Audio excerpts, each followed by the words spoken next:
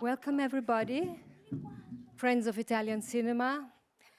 I would like to personally, express my respect for every single one who has made his way here in face of the thunderstorm and the heat. Thank you so much. This is true love for cinema.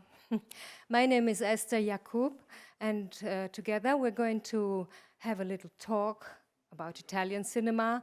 Our focus of the 42nd FilmFest Munich this year is on independent filmmakers.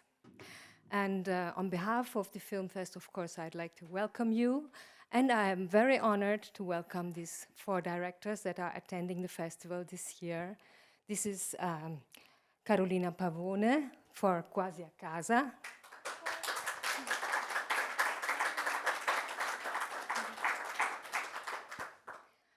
Francesco Sossai, Città di Pianura.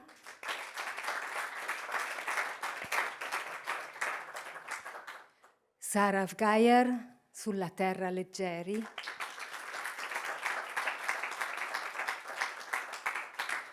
And Ciro de Caro with Taxi MONAMOUR.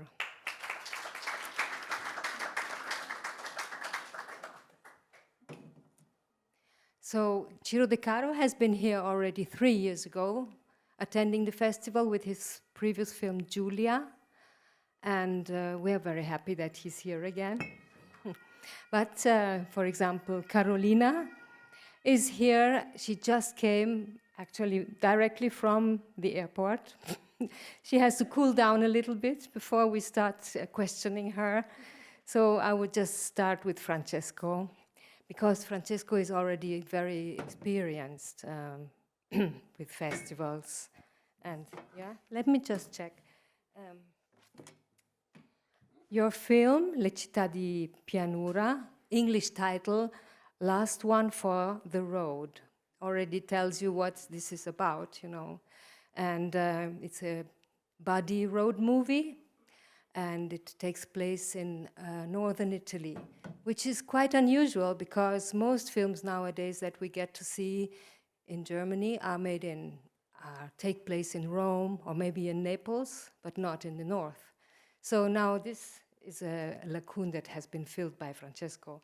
By the way, he speaks perfectly German because he studied at the DFFB in Berlin. DFFA, excuse me. And this film has been screened in Cannes for Un certain regard this year. So you're not nervous anymore when you are in these places, are you? So the question is, am I nervous or not? Mm-hmm, exactly, you are not. I don't know. No, you are not. No, I'm not. No. Maybe I am. But anyway, your film reminded me a little bit of the kind of atmosphere that you find in the Wim Wenders films, where you are characters drifting around. And have you been thinking of Wenders when you choose the music, maybe? Actually, yes, but just about Im Lauf der Zeit, because I love the music there.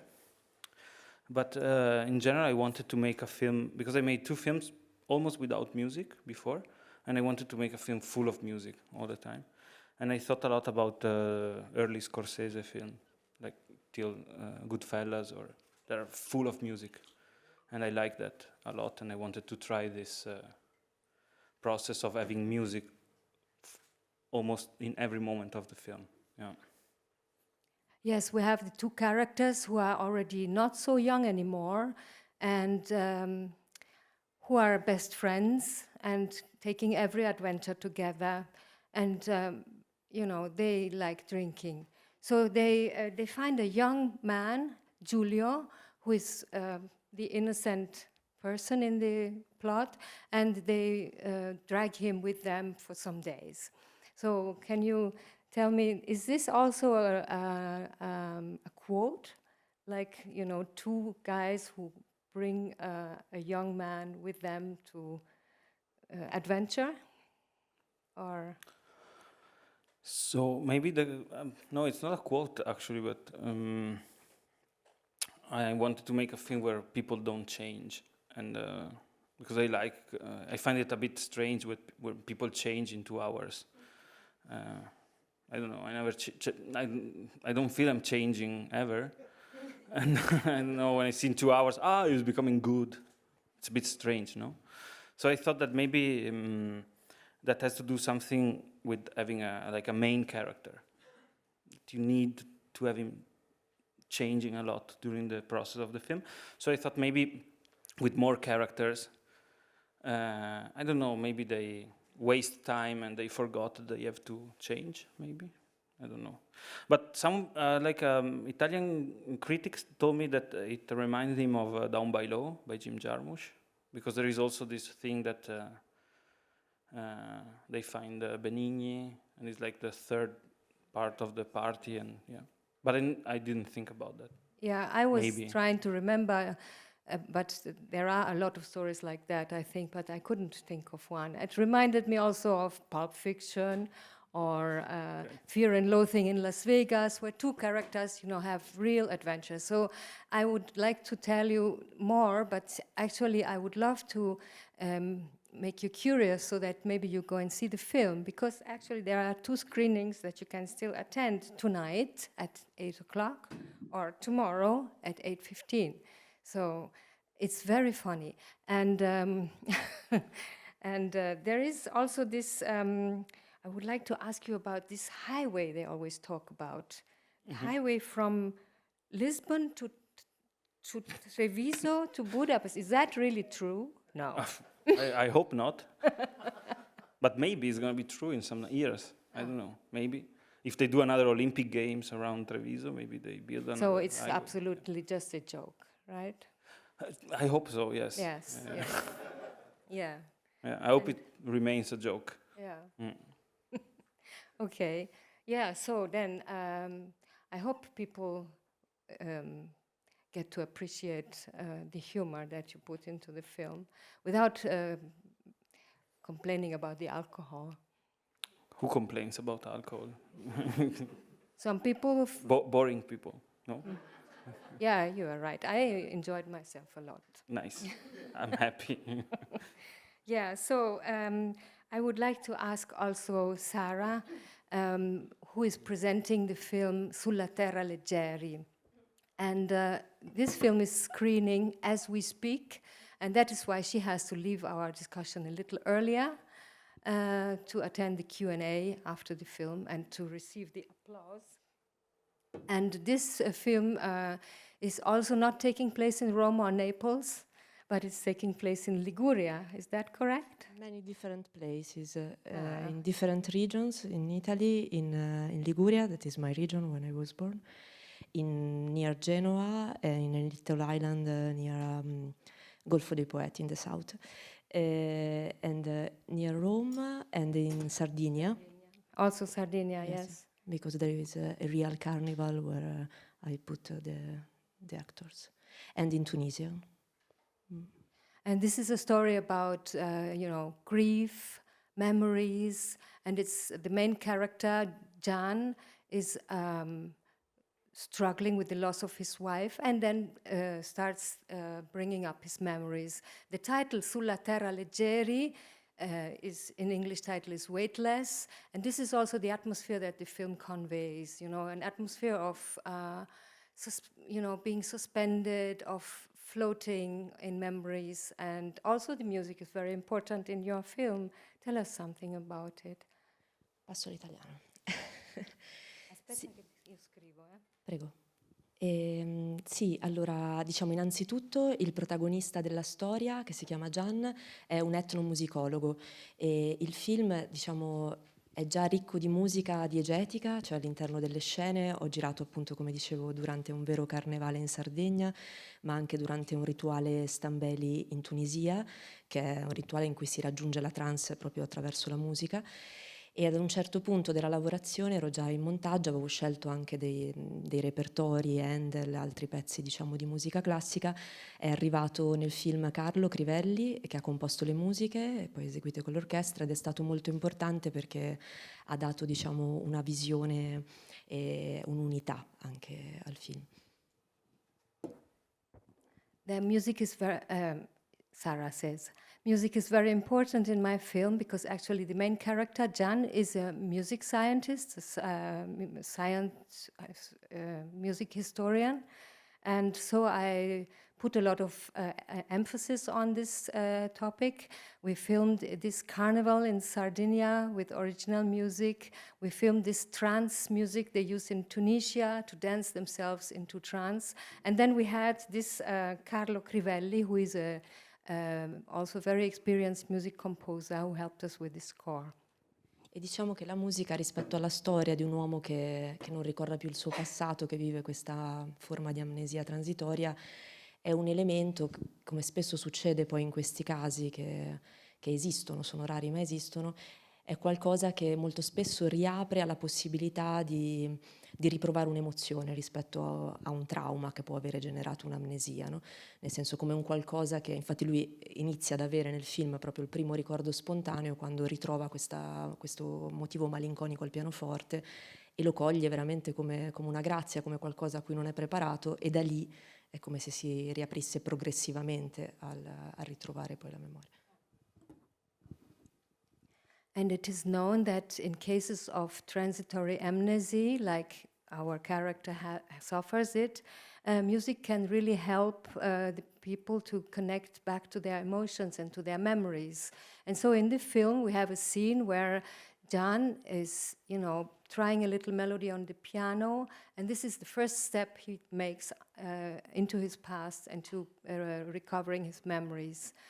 But the visual language also that you used is because we all feel grief, nostalgia, but to put it into pictures, that is the point. And how did you have a special DOP to realize that?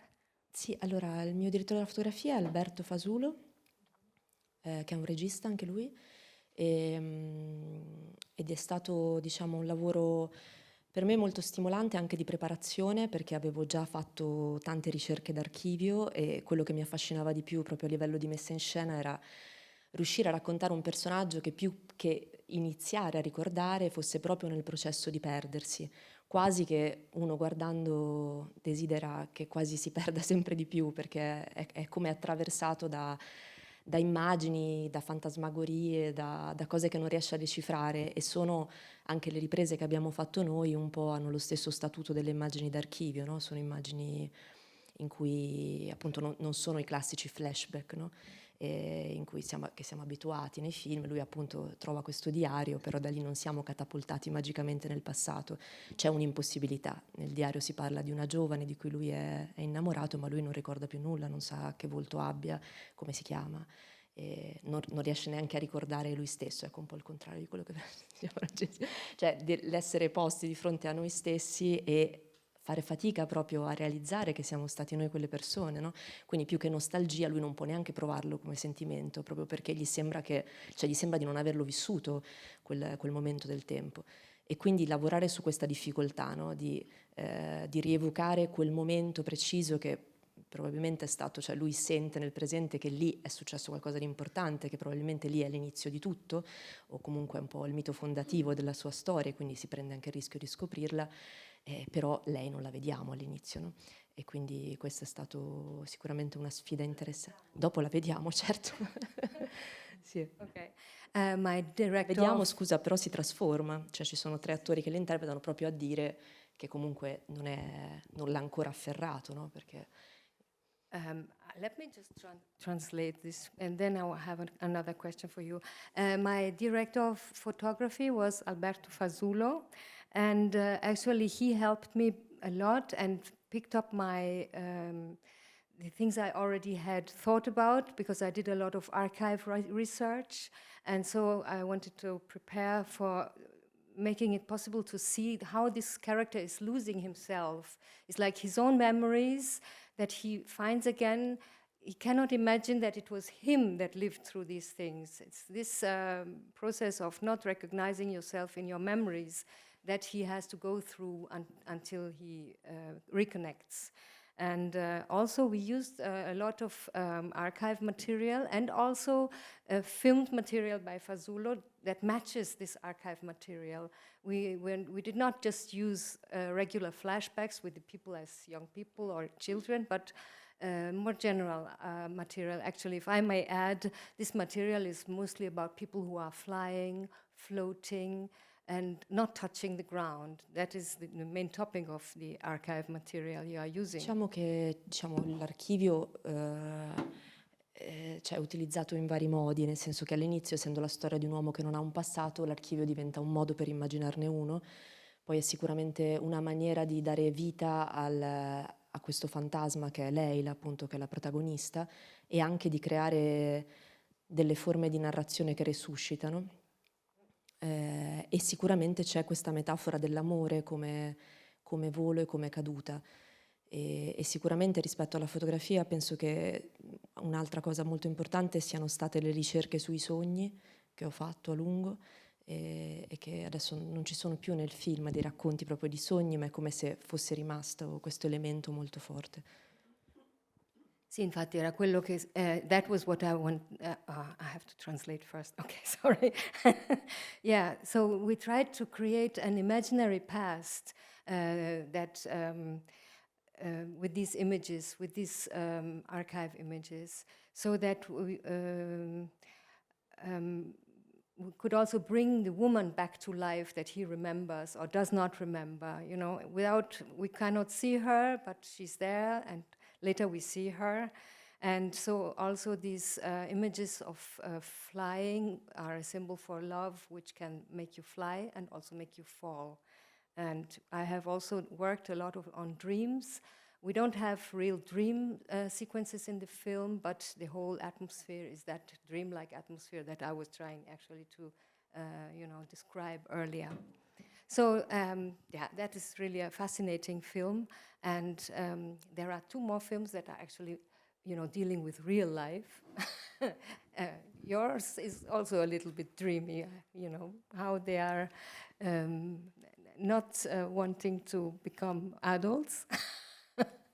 But this, the film of Ciro and the film of Carolina, is both about young women who are trying to find their direction in life. Carolina's protagonist is a young musician, and she is, we see her, recording an album, and she seems to be very sure of herself, beautiful voice, wonderful musicians, and then the film, wraps up how she got to this point. What a difficult and long way it has been for her. Am I right? Hello? It works? Okay. Yeah, you're right. It sounds wonderful. Wow. How's you're telling it? Yeah.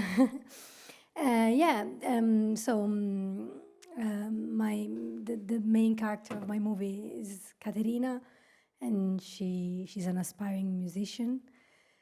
And I'm very happy that as you were talking about the movie, you Ask you more concise questions? No. No. I'm happy that talking about the movie, you said that in the first scene she seems very sure of herself, because that's what I wanted to.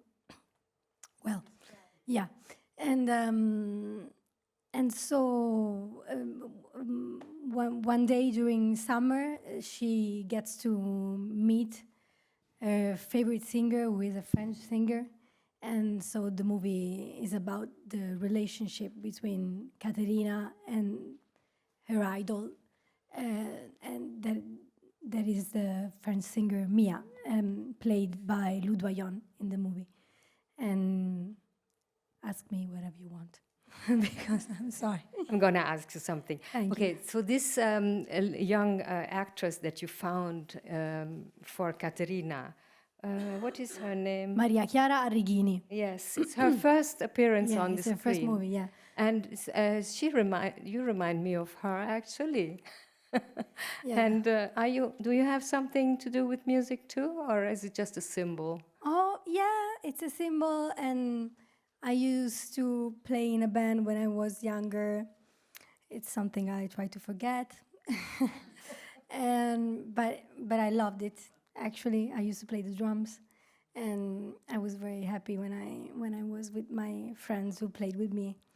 But apart from that experience, music is something that is very, very relevant in my life, from the very beginning of the day in the morning until when I go to bed. And so I couldn't imagine making movies without music, as Francesco was saying before. He tried to make a movie full of music. Yeah, for me, that's the only way to make movies, I think, for now. And yeah. Yeah, your film was also shown in Venice at the festival, Giornate degli Autori, Yeah. and you must be very proud. Yeah. Yes, I And am. Almost Home, Quasi a Casa is the title, and that is what Caterina says, you know, when she runs away following this singer that she admires so much. In the film, the singer is called Mia, and she's played by Lou Doyon, which some of you might know. She's the sister of, the half-sister of Charlotte Gainsbourg. And when you see her, then you think, I know her. Who does she remind me of? And now then when you read it, you know, she's looking like Charlotte Gainsbourg, but a bit different. And how did you find her? And how did you look for her? Yeah, so I was sure that I wanted a foreigner. And then I thought about French, because I wanted Mia to be a bit more unreachable, you know, a bit more far than an Italian singer that is near you. And so I thought French, maybe. And then I started thinking about some French actresses. But there was a moment when I realized that I needed an actress, yes, but I also needed a singer, because there was a scene, there's a scene in the movie, a scene where Mia sings in front of Caterina, and Caterina is like, you know, starstruck. Oh, nice. That's what happens when you mention Mia. And for that scene, I realized that I needed a singer, because I needed the real charisma of a singer, and a great voice, a great presence. And so thinking about French actress and also singer, musician, Lou Doyon name popped up very quickly, and I tried to send her the movie. So I just sent her, the script, saying, what do you think? And she liked it, and it was, I was very lucky. Congratulations. That was a very nice performance. And Mia and Caterina, they meet and separate and meet again over a longer period of time.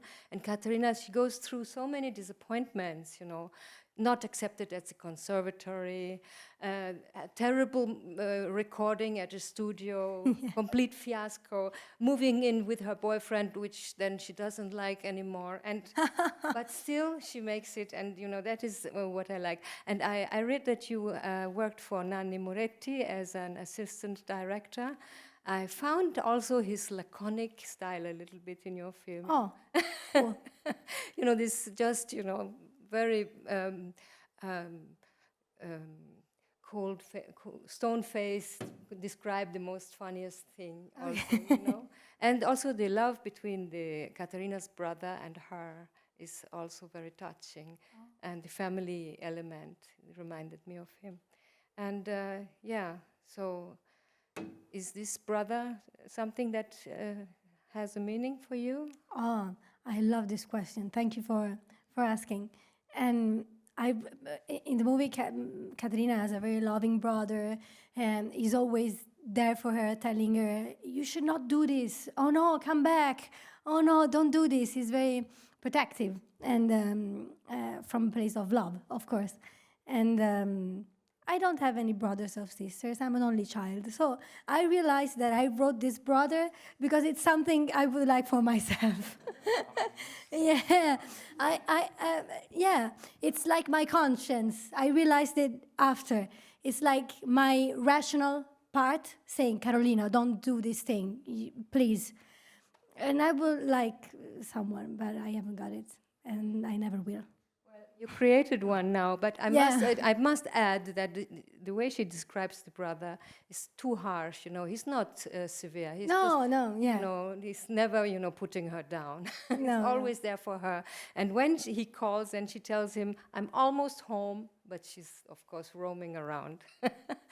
And then I would like to come to your film, Ciro, because in this film I also noticed this sibling love between a brother and a sister so much, yeah, and that is why they have something similar. And they also have a female character that wants to be free, because Caterina wants to be free. She wants to, you know, do her music and don't move in with the boyfriend or this or that.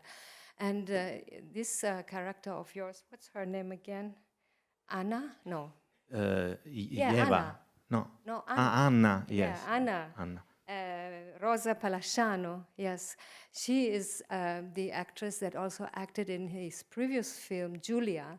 And this time around, she is more mature. We recognize her, but she has, you know, matured. And she also wrote the script with you, I read. And so you have become real work buddies, huh? I didn't understand. You have become work buddies. Yes, yes. I don't know if it's something that will continue, but not because I don't want to work with Rosa, but just because it's something that is born for these two movies, and it was so spontaneous, and I like to work with her, and of course I like to tell story about female characters. But I'm not a genius, I think. So I need a female view writing the characters. And, you know, Rosa is an actress that is has this taste for the characters that I like so much. And I love the characters of this movie, but they would haven't been like that without Rosa, because she wrote the female characters, so it's thanks to her. She has this way of, you know, being a rebel that doesn't talk, you know, just by the way she looks. Yeah. And then she makes friends with Nadia, a girl from Ukraine, and Anna has got a secret. She is not. Has some illness that we don't really know very well what it is, but she never talks about it to anybody. And Nadia has also a secret. She's working as a Badante, a Pflegekraft, and she doesn't want to actually say that she's doing this work, you know. And she would like to go back home, and Anna, we don't know what she actually wants. We know what she doesn't want. Because she doesn't know. She's just refusing all the requests that are made against her by her parents, by her boyfriend. And so these two girls become friends, and without, you know, really opening to each other. They remain very reserved, but they don't, they don't open to each other. Is that correct? Yes, it's correct. It's because it's a movie where the characters find someone to share what they have inside without talk, and they find that person that doesn't make question. That they don't ask what do you want to do, what do you feel, but they understand each other without asking. And Anna find in Nadia, yes, because I remember always the name of the of the actress. Yeah, in Nadia, someone that doesn't ask to her things, and also. Nadia find in Anna someone that doesn't ask to her, and between Anna and his brother is the same thing.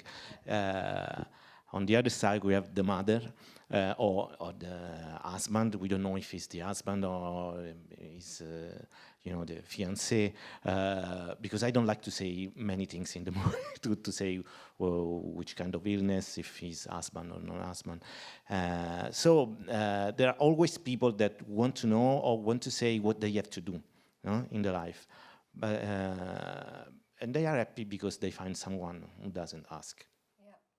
And that is very touching, because they are not even doing any sweet talk, as girlfriends sometimes do, compliments. They are very dry, but they always come back to meet each other. And the element of parents who don't understand nothing is present also in your film. It seems it never changes, right? So that is also a constant thing. And then I would like to also say that it's not so long now until Anna has to leave. Is anybody here who wants to ask a question for Anna? Sara, excuse me.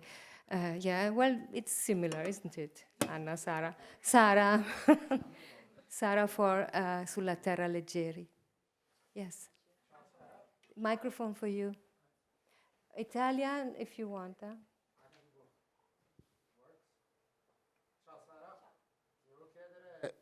Perché hai scelto di girare in pellicola? È una domanda, forse ovviamente la natura del film si presta, però se puoi dirci qualcosa su questo. E poi, essendo all'esordio, in genere i registi, quando parli un regista esordiente, ci sono ovviamente molte lecite e legittime anche paure, e adesso girare in pellicola rappresenta una paura aggiuntiva.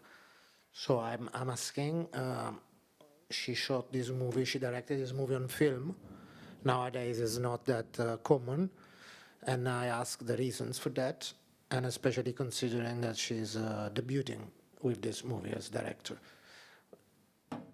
Sì, diciamo che io ho immaginato il film da subito come una sorta di collage fatto di tanti elementi diversi, quindi intendevo, come poi è stato, utilizzare materiali d'archivio di diversi formati, però appunto tutto in pellicola, e immagini documentarie che avevo girato precedentemente appunto durante questo carnevale di cui parlavo, che poi appunto ci sono tornata una terza volta con gli attori, e poi le riprese di finzione con gli attori. Quindi mi sembrava fondamentale proprio per, cioè anche se tutto il film è fatto di frammenti, proprio per la natura anche del soggetto, avere a livello diciamo estetico invece un'unità, cioè che tutto questo fosse in un flusso in cui non in modo definito riesci subito a capire, no? Questa è un'immagine del presente, questa è un'immagine del passato, cioè la cosa poi più affascinante è stata proprio la possibilità di mescolare anche i livelli del tempo. La storia si svolge su 40 anni e poi ci sono gli archivi che attraversano le epoche,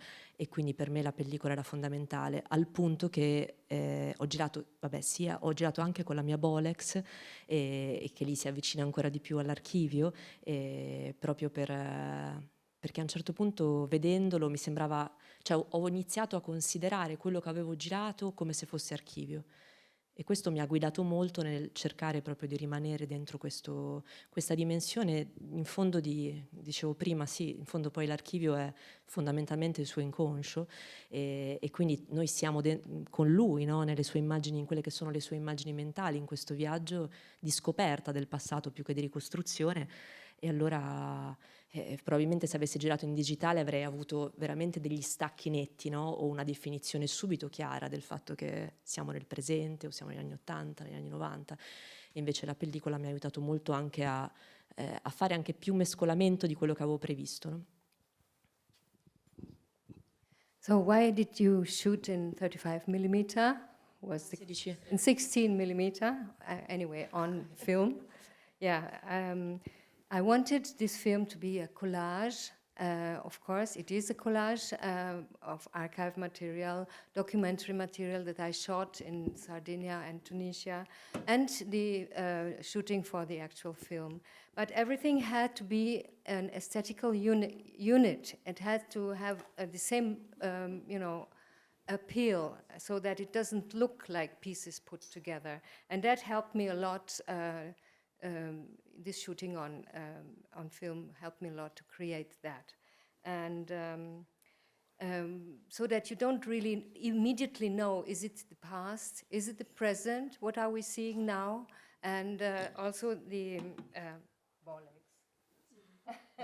I don't know the camera bollocks. I know Ari è il too in Germany. 16 e il Super 16, ho girato sia in 16 mm che in Super 16. Okay, quindi- she used the Bolex 16mm camera, which helped her also because then the material that was already shot, she considered it like an archive herself, something that can't be deleted. And the whole film reflects the unconscious mind of Can, of the protagonist. And so being all in one, aesthetic look made it more fit better together. I also saw that you worked with Pietro Marcello, who is a director who, in my eyes, also has this capacity of creating a dreamlike atmosphere. Yeah, I found that again also in your film. Sì, abbiamo lavorato con Pietro insieme per 10 anni, io mi sono sempre occupata del montaggio e di tutte le ricerche d'archivio, quindi era proprio il mio.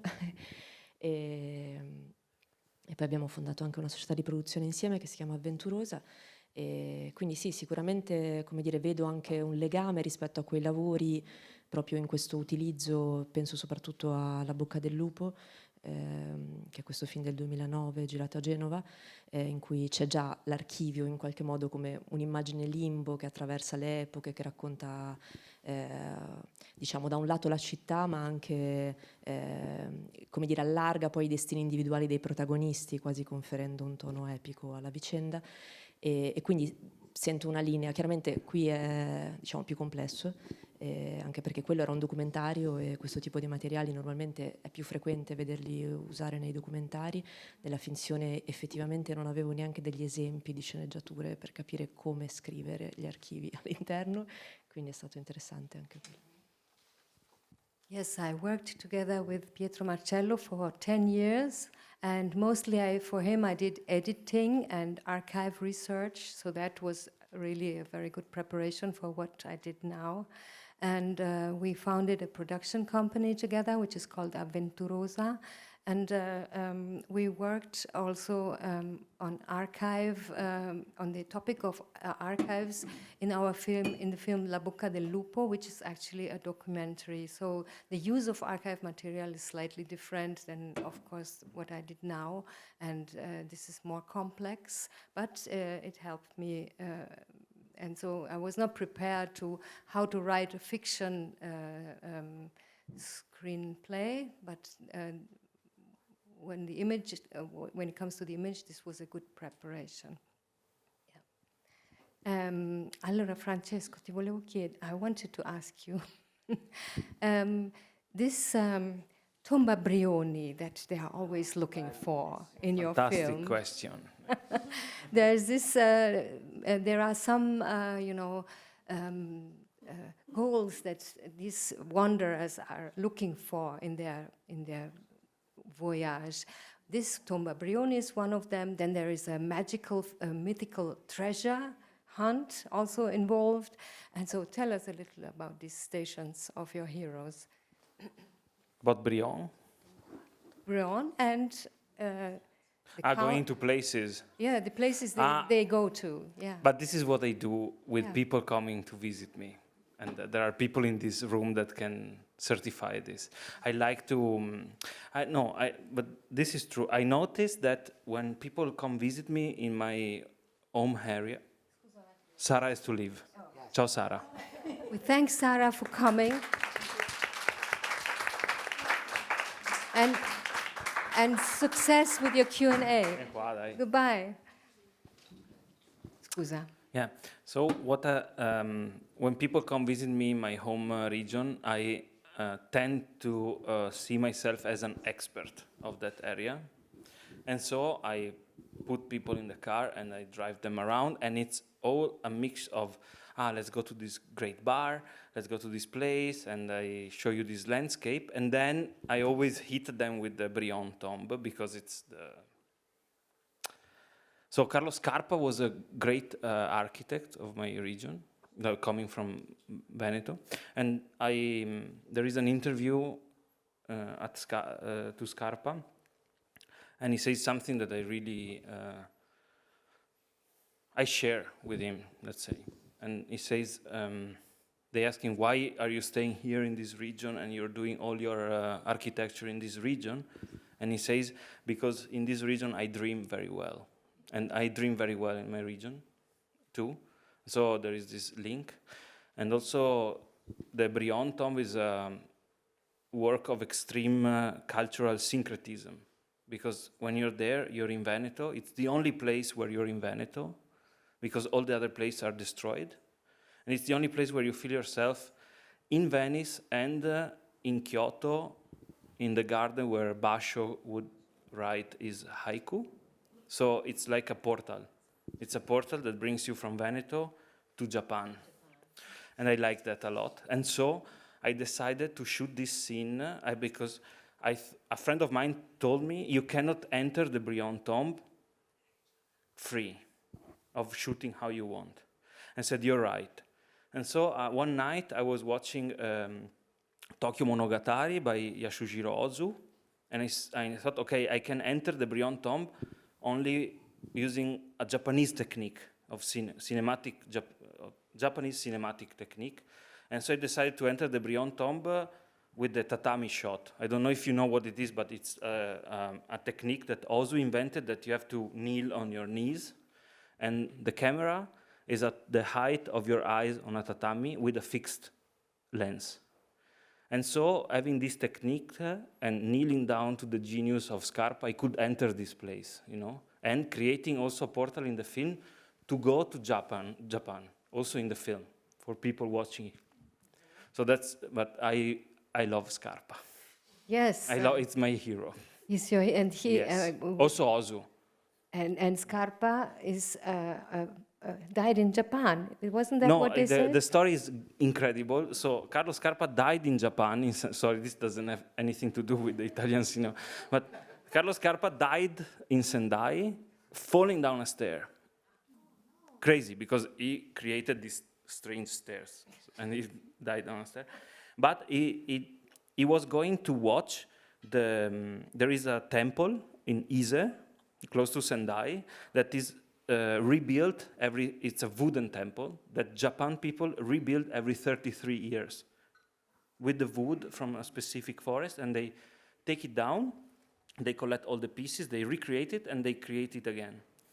And he was an admirer of Basho, who's the great Japanese poet, and the Japanese poet died going to Ise in Sendai to watch the construction of this temple, and Carlo Scarpa died in the same way. Yes. Okay. And I want to do a film about this. Like, go also meet there and do the same journey again. I believe you. Yes. I hope I don't die. Or maybe yes, I don't know. Maybe it's good. Yes. Okay, but let's, I also did, I researched that this Tomba Brion is Carlo Scarpa, Japan and everything, but Brion is the founder of Brion Vega, this Italian company. So yes, very prosaic. Television and radio.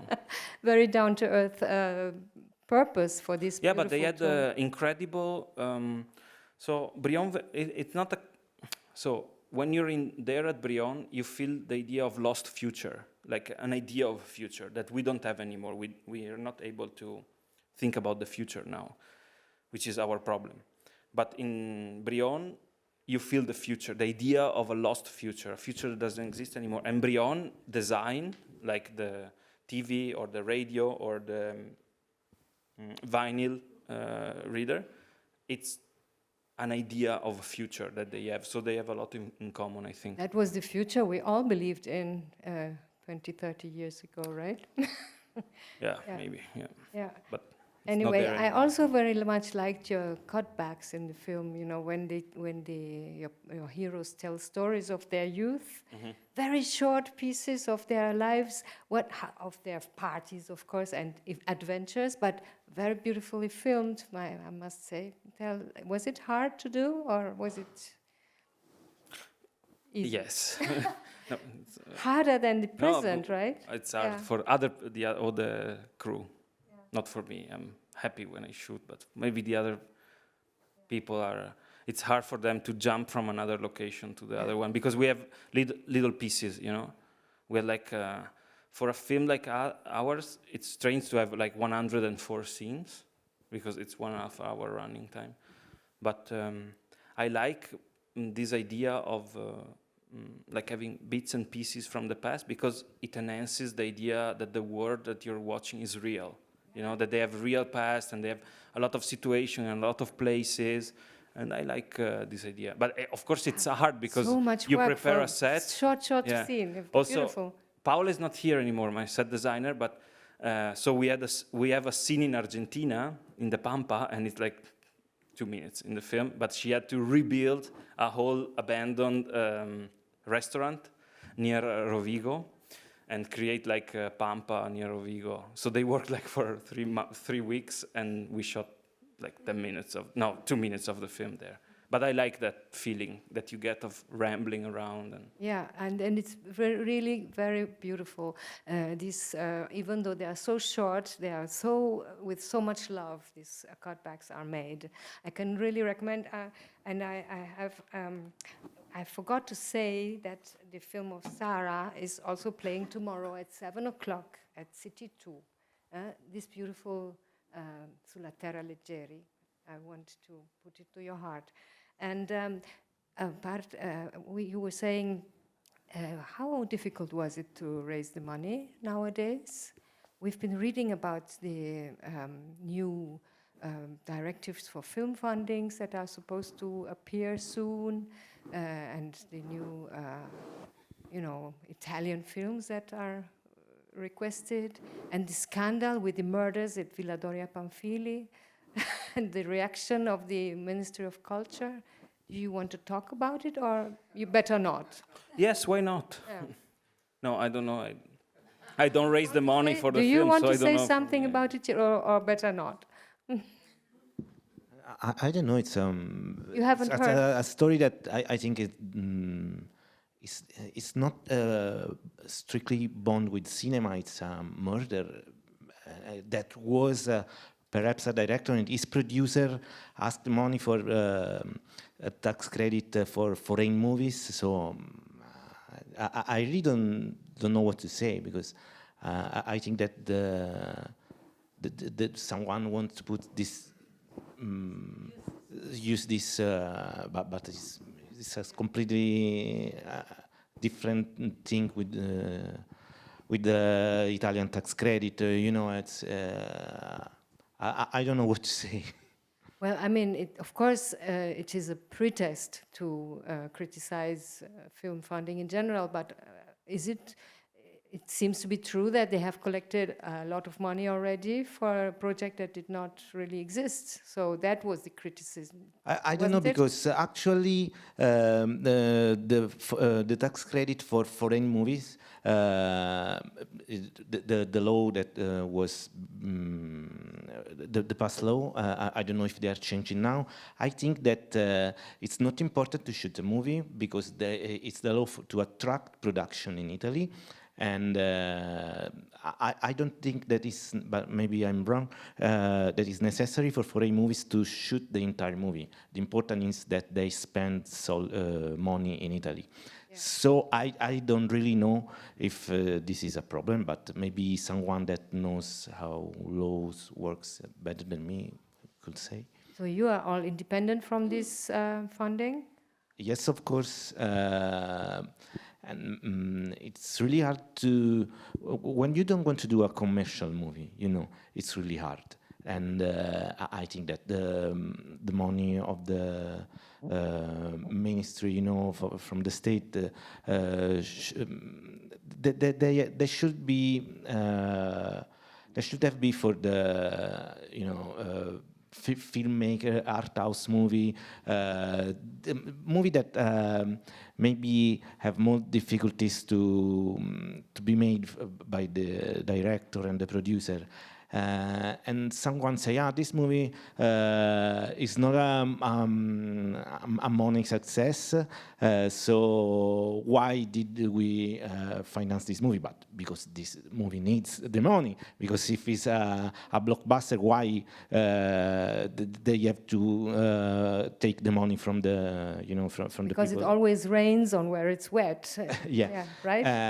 But it's hard. It's hard for the independent producer because there are many stuff to do. The producer of this movie is my friend, so I know how much he works every day, still now, for the movie.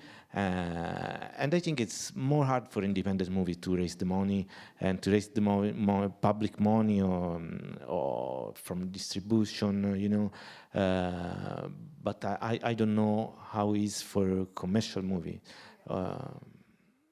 Certainly easier, I guess. And you have a German co-producer, right? Yes. Congratulations. Thank you so much. Are there any questions for the remaining directors? We have a few minutes. No questions? Would you like to tell us how you paid for your film? I paid with Yes, all the Carolina, money how that did you pay for your film? So, I started, taking money since when I was like 6, 7. All the money that my parents gave me, no. there would be, yeah. And I had 2 million in my little piggy thing. I broke it, and that would be, yeah, yeah. I was very, very lucky. Last time that I said this thing, everyone was very angry with me. I said, I was very lucky. Oh, you don't have to say that you're lucky, blah, blah, blah. I was very lucky because I found 2 producers, one being Sacred Film, Nanni Moretti, and we have some producer in common, Marta Donzelli and Gregorio Pavone from Vivo Film, and they also produced Francesco's movie, that believed in the movie and something that made me feel very proud is that it wasn't just my first movie. It was the first movie of Maria Chiara, as you were saying before, the main actress, the young actress. She never did anything. And it was the first movie of the editor, Kiki Taddeucci. She was my editor at the film school. I went at the... I studied at Centro Sperimentale in Rome, which is the national film school in Rome, and she edited all my horrible short movies with me. And it was her first movie. It was the first movie of Coca Puma, which is the composer for the original score, and a couple, 3 original songs in the movie, one being the end of the movie. And so for my producers, it was a great act of courage.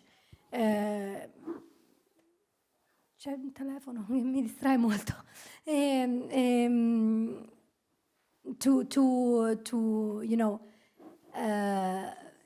To trust everyone that so young, and it was at the first step. And I don't know, the money. Rai Cinema gave us some money, thank you Rai Cinema. And the Ministero, that's it. I have one more question about Sure. your film. Remember this scene when Caterina is driving, and then she steps out of the driver's seat? Yeah. And the car drives alone? How did you do that? So, actually, it's funny because that scene wasn't in the first edit of the script, and neither the second and the third, the first draft, sorry. it wasn't there. But in the last draft that was very close to the shooting, I came up with this scene.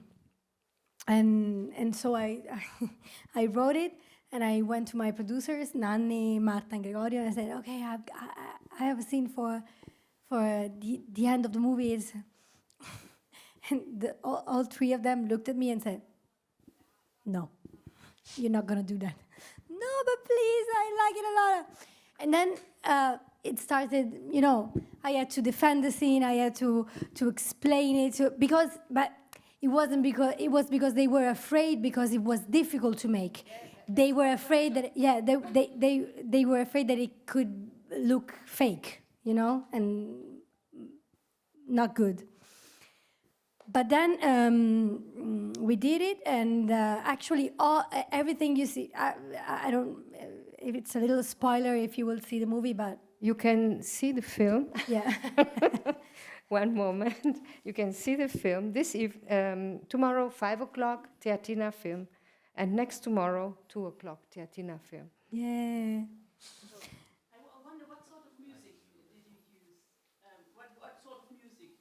For the... For the movie, because you said music was so important to you. Yeah. Was it pop music, or is it classical music? Or yeah. everything, or chanson? Or Okay, so most of the original score is composed by this very, very young musician, this Italian musician. She's called Coca Puma, and her first record came out last year, and it's I want to say some kind of electro. She uses a lot of synth.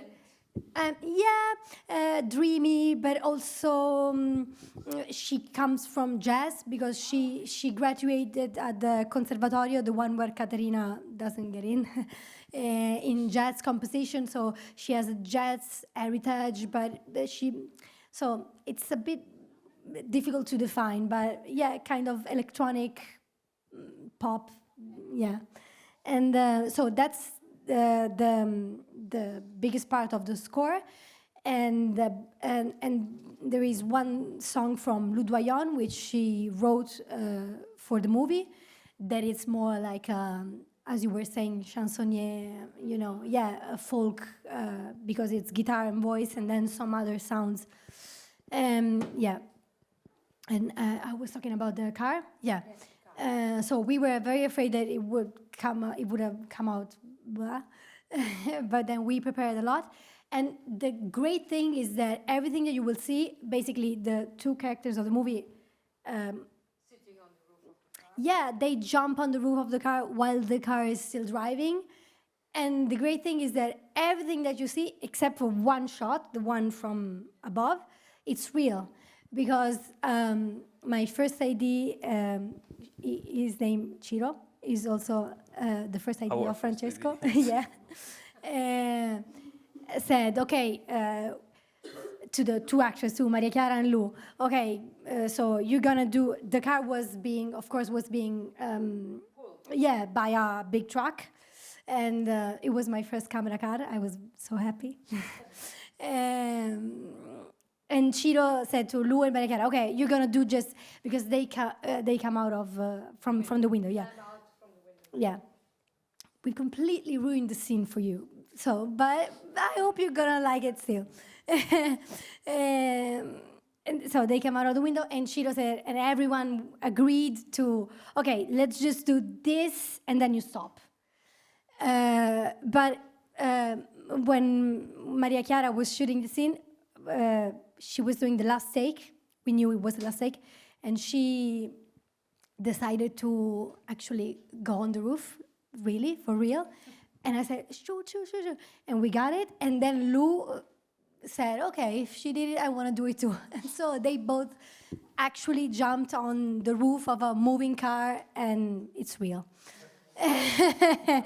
And then I went to jail for 6 months, but now I'm out. I'm here with you. But it's like Mission Impossible. Yeah, exactly. It's the same. That was my reference. Like Tom Cruise. Same That thing. was my reference, yeah.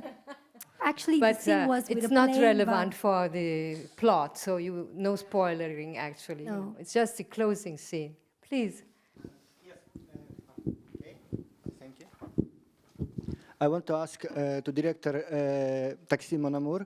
There are two mentality in your movie, Ukrainian and Italian. Sorry. What's the main difference between these two mentality, in your opinion? You mean between the two characters? Yeah, no, I mean, in your real experience, I believe you got some real experience with Ukrainian people and, no, of course, Italian people. What, in your opinion, the main difference between these two mentality?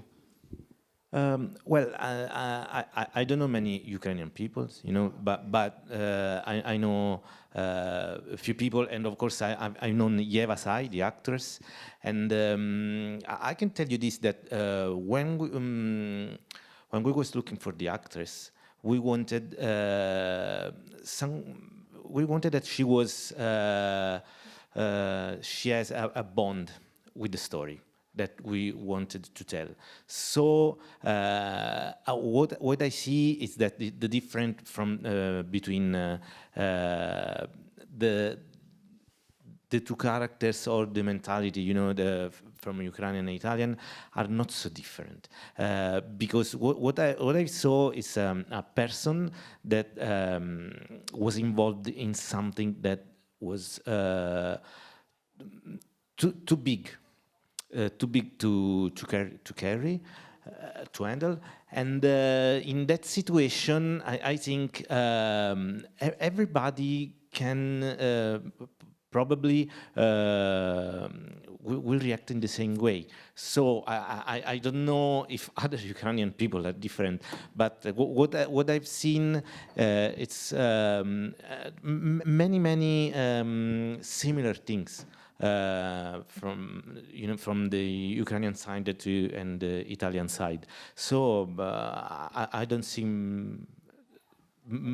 big mentality different. I'm sorry, but I'm not an anthropologist, so I don't know many Ukrainian people, as I don't know. What I've seen, and there are very proud and strong people, but I think okay, I don't know, maybe I was telling something that is a mistake, that everybody can react in the same way in a situation they are living, but probably not. So I don't know, I can just speak about the people that I know. I'm Okay. sorry. So it was just an accident. You take Ukrainian character. It could be any character, any Spain or the English. Well, this is as a bond with my side and my opinion of cinema, because I like to tell something that is always personal by my side and by the side of the characters. So I don't know. I don't want to know how all Ukrainian people will react, or you know, or which choices they will do in a particular situation.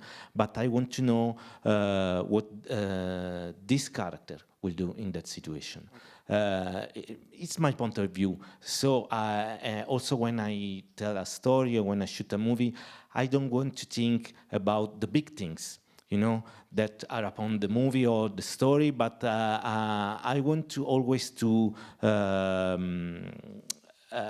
avoid that weight that is upon the head of the characters, and I want to tell about the personal stories of the characters. So I didn't even ask what an entire people will react in some situation, but I wanted someone who lived personally that situation, because I didn't want to make a mistake, and because I wanted to be respectful for this story that is a very dramatic story that is happening not far from here, but I wanted only to think about that character for the movies personally. Okay, thank you.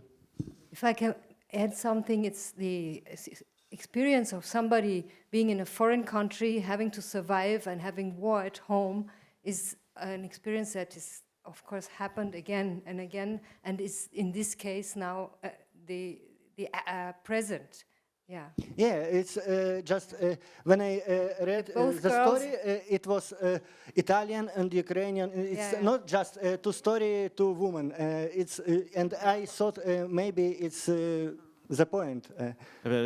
Two girls who have a secret and a sad secret, both that they That's Yeah, why I that they hate hide. synopsis. You know, when somebody says to me, well, what is your film about? Can you tell in 2 lines, or can you tell? So please not, because I think the movie is. Many people think that movies are like literature, no, like a book. But I think no, it's more like a music. And it's impossible to say to someone, "Can you tell me this song? What is about the music?" No, you have to listen to the song, and you have to watch the movie. Synopsis is always something that the movie for me is not the story. You know, it's not that 5 lines to describe a movie. You know, it's something that you have to live. And you have to stay with that characters. It's not important the story for me. Alfonso Cuarón says la narrativa es el veneno del cine. The screenplay, he says, is the poison of the cinema.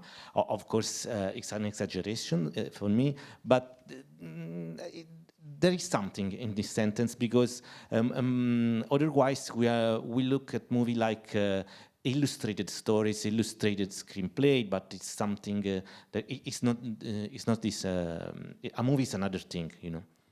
Okay, thank you. Yeah, we can say this as a final statement.